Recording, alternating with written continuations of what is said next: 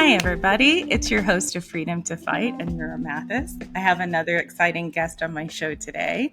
Derek Beckman is a karate black belt and instructor. He's the owner of Montezuma Martial Arts Studio here in Colorado. I'm very excited to have you on my show. Hi. So I'm Derek Beckman. A little bit about me. I've been training in martial arts since 1992. I hold third-degree black belts in Goju-Ryu Karate, Muay Taekwondo, and American Kempo Karate. I've owned 5 different martial arts studios in my lifetime and trained roughly 50 black belts. And I think that it's really just finding what martial art works for you. Like I didn't know anything about martial arts. I took a self-defense class, a women's self-defense class, and realized it was an MMA gym.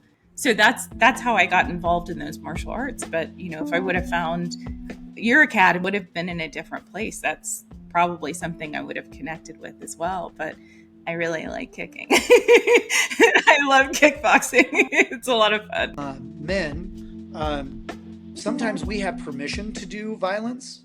So think about police officers, think about bouncers. There are people that have permission, right? I typically do not.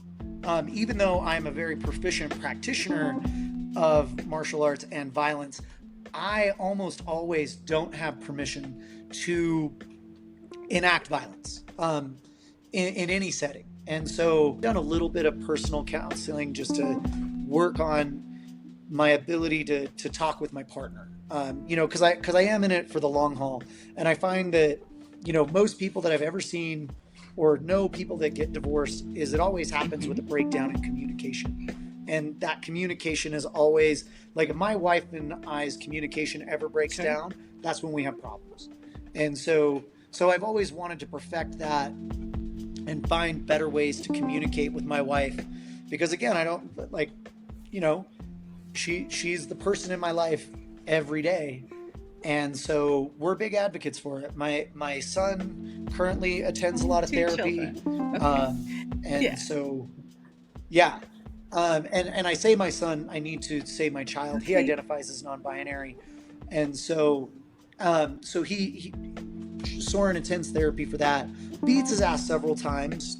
And so we're working on that. So we find a lot of value in giving our kids space to talk to other adults where they might not necessarily feel comfortable talking to us. And while that breaks my heart as a parent that they want to talk to other people about what it is that they're going through, therapists generally have more tools to help them. And so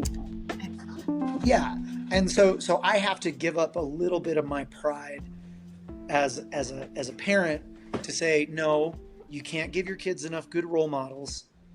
If there's a therapist that can help them, that's where they should be. And actually, I think it's both. I think that it's a community effort to help with healing. And, our society is operated where everybody's doing things on their own and it's everybody out for themselves. But traditionally or in tribe culture, they do things as a collective, as a whole. Yeah. And so I think it's both. There's so much value and you can't compare it. There's so much value in both of those aspects. Like you need it. You need all of it.